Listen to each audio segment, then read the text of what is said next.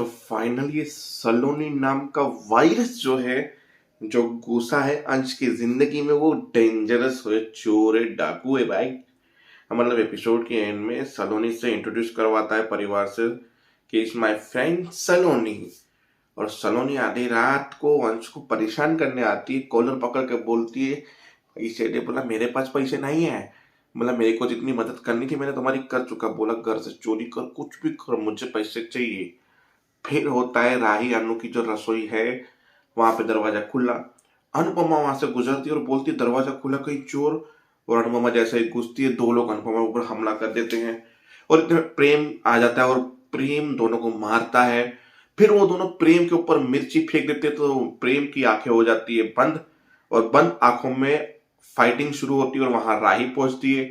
तो राही के गर्दन पे चाकू रखा जाता है और अनुपमा बोलती है मेरी बेटी को छोड़ दो, और प्रेम आंखें बंद करके फाइट करने की कोशिश करे। उस बाय चांस में दो तीन को गुब्बे पड़ जाते हैं गुंडों को, पर वो गुंडे गलती से बाय चांस चाकू घुमा देते हैं प्रेम के पेट पे। तो प्रेम हो जाता है घायल, चीखें निकलती है। उसके बाद क्या होगा, वो भाग जाएंगे कि कुछ चोरी करके ही जाएंगे या कुछ बिगाड़ के जाएंगे, वो सब कुछ कल पता चलेगा।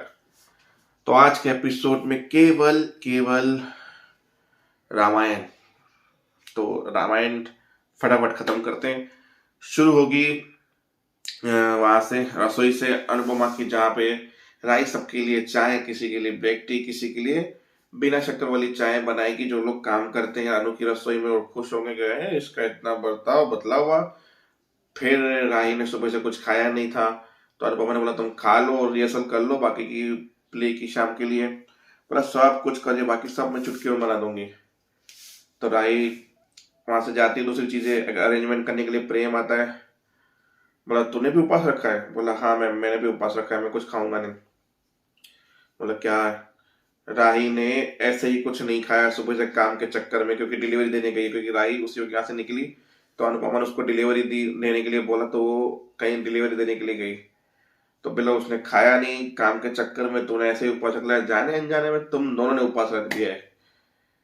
फिर वो प्रेम खुश होकर डांस कर रहा था वहां पे। फिर राही डिलीवरी देने गई थी। फिर पहुंचते हैं घर पे, जिनका सब कुछ होने के बाद वहां पे प्रेम रश करा तो पूछा हमारी परी ने कि आप किसके लिए व्रत रख रहे हो? बोला तुम्हारी बहन के लिए। तो पीछे माई ने सुना क्या प्रेम मेरे बारे में बोल रहा है, मतलब प्रेम ने मेरे लिए व्रत रखा है।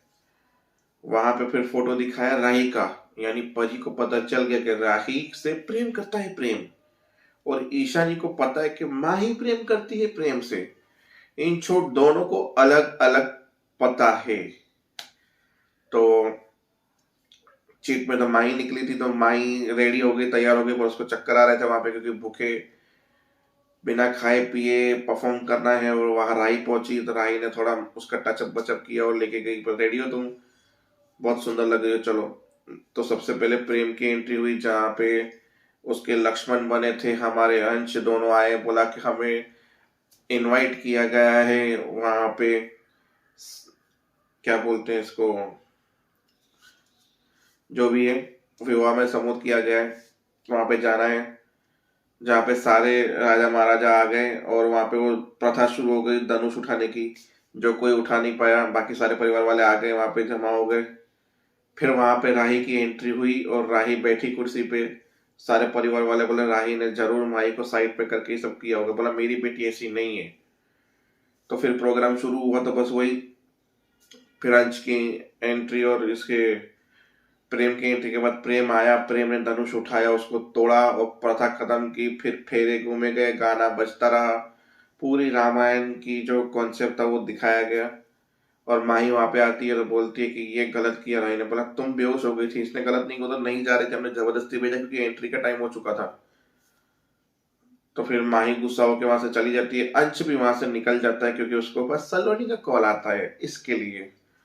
तो अब ये खिचड़ी जो फेंकी गई है और सलोनी वाली खिचड़ी जो नई ऐड की गई है, वो कल देखेंगे क्या होता है उसका। तब तक के लिए जय हिंद, जय भारत।